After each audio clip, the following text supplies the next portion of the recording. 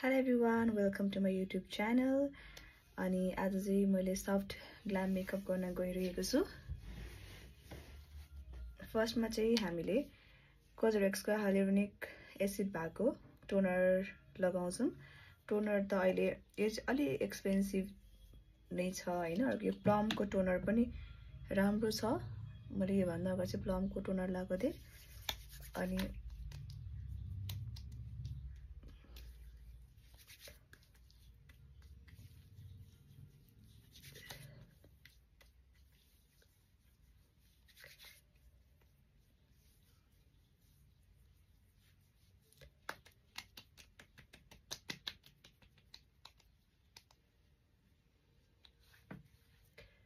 यो लगाइसकेपछि चाहिँ let's hold for some minutes.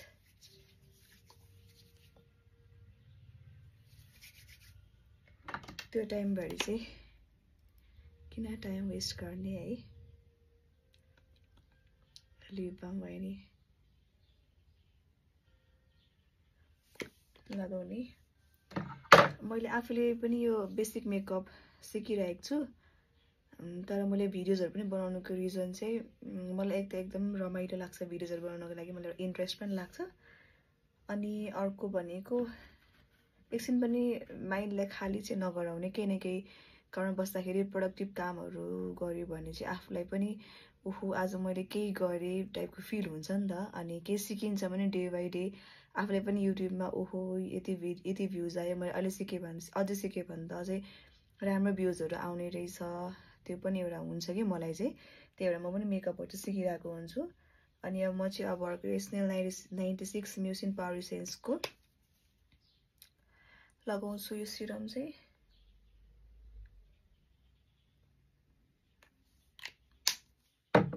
मलाई चाहिँ एउटा यो प्रोडक्ट किन्नु मन लाग्छ के यो मेकअप पछिको जुन त हाइलाइट गर्ने वाला मात्रै हुन्छ नि त्यो किन्नु मन छ। भयो भने आज अब्सेसन गएर किनेर आउनु पर्ला।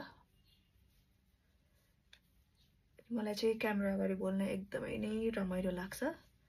एकदमै नै मज्जा लाग्छ क्यामेरा अगाडि बोल्नलाई चाहिँ। मेरो मेकअप गर्दाखेरि यो पार्ट चाहिँ जहिले पनि छुटिरहेको हुन्छ कि।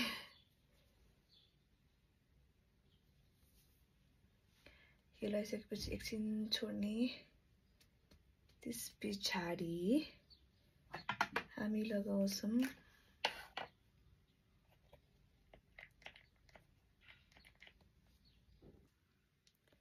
त्यसपछि म लगाउँछु मोइस्चराइजर।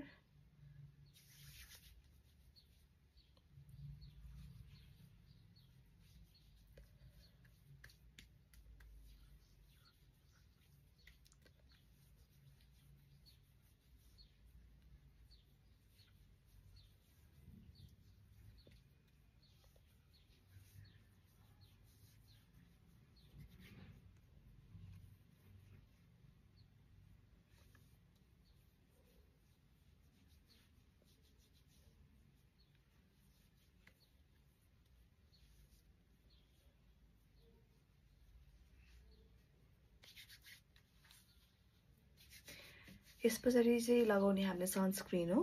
तर मेरो सनस्क्रिन चाहिँ ठ्याक्कै सकिरहेछ। म सनस्क्रिन चाहिँ यो युज गर्छु ला रोचे-पोजको SPF 50++। यो चाहिँ ठ्याक्कै सकेको छ। अनि यो चाहिँ अहिले लिएर आउनु पर्ने छ। म चाहिँ सामानहरु लिँदाखेरि चाहिँ यो मेकअप प्रोडक्ट्स बेसिकली यो अब्सेसन कस्मेटिक्स न्यू बानेश्वरबाट लिन्छु। त्यहाँको चाहिँ मलाई प्रोडक्ट्सहरु जेन्युइन नै लाग्छ। अनि त्यसपछि मैले लगाउने भनेको एज युजुअल आई म्याजिकको फाउन्डेसन।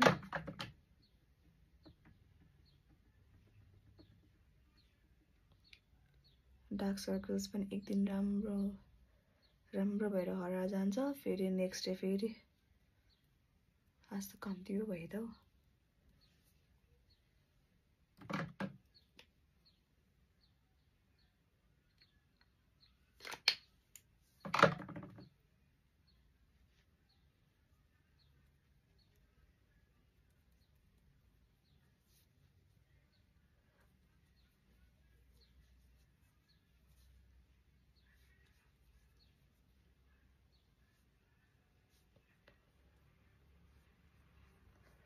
यदि हजुरहरूलाई फाउन्डेसन सुट गरेन भने चाहिँ हामीले लगाउने भनेको मोइस्चराइजर र फाउन्डेसन मिक्स गर्ने। पहिला त फाउन्डेसनको कलर सेड मिलाउने, अनि त्यस पछाडि सेड मिलाइसकेपछि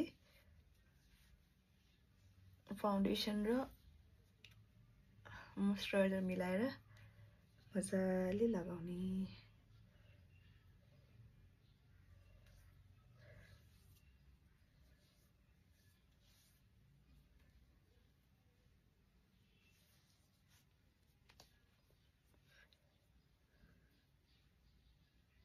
मेनली यो पार्टमा चाहिँ छुट्टिरहेको हुन्छ कि, अनि यो पार्टमा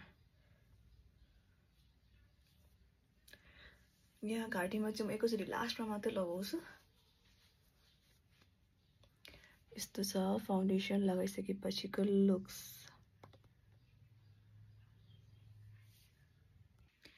अब म एलिगलको कन्सिलर लगाउँछु।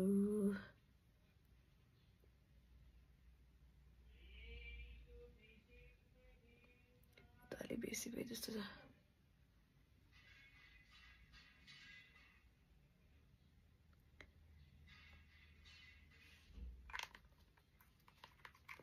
ब्लेन्ड चाहिँ म 100% हातले नै हो। अब सिक्न पर्नेछ ब्लेन्डर लगाएर।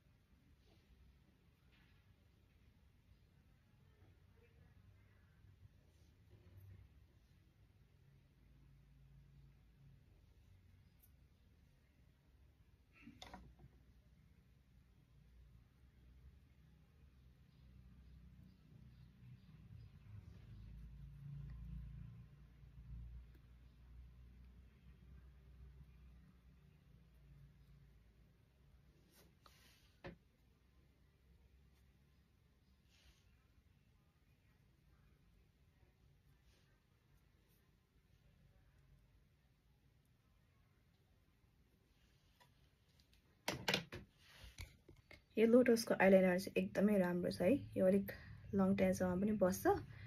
यहीँबाट चाहिँ ग्याप भएर जाँदैन कि, नधुइन्दासम्म चाहिँ यो मजाले नै बस्छ।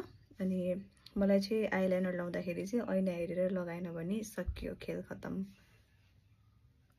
फर्स्टमा चाहिँ म यहीँबाट स्टार्ट गर्छु।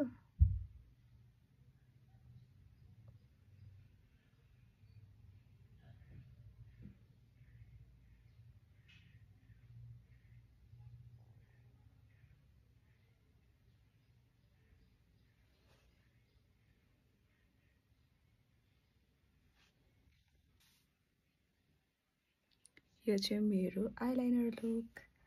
अब म आई म्याजिककै लगाउँछु मस्कारा।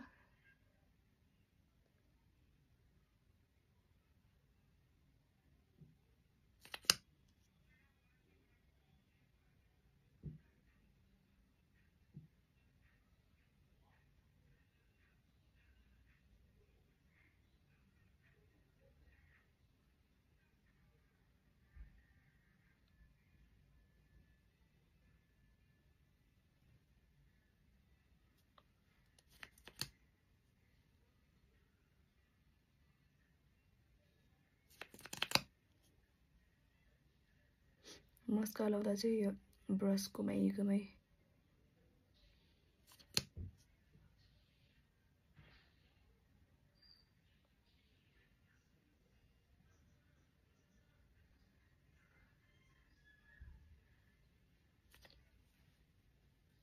अनि यस्तो मिस्टेक हुँदाखेरि चाहिँ हामीले के गर्ने भन्दाखेरि एयरबड झिक्ने अनि एक साइड गरिदिने काम तमाम।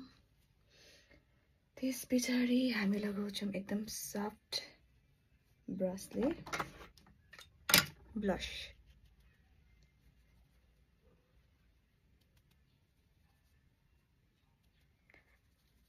मलाई चाहिँ आजकल हैन 1-2 वर्षै भयो ब्लस लगाएन भने जति मेकअप गरेको छ भने कन्फिडेन्सै आउँदैन। एउटा ब्लस लगाएन भने अनि अर्को चाहिँ मस्कारा।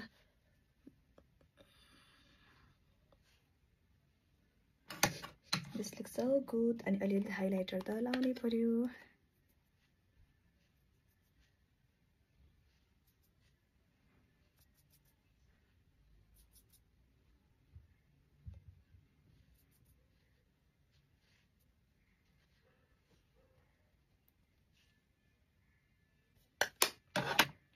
लास्टमा चाहिँ मलाई चाहिँ यो मिट म्याट को लिपस्टिक, यो बामवाला लिपस्टिक छ नि, यो चाहिँ मलाई एकदमै मनपर्छ, राम्रो पनि छ।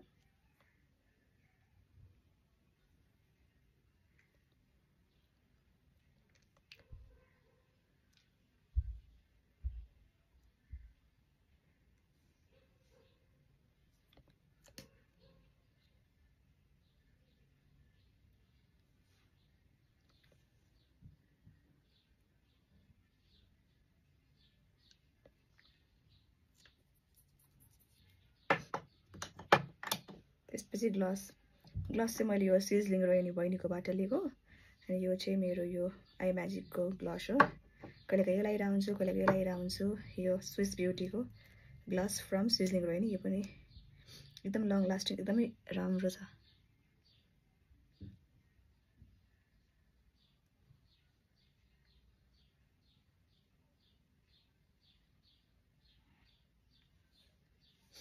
यो चाहिँ मलाई एकदमै चित्त बुझ्ने ग्लस। यो चाहिँ go and get yours from sizzling Rohini.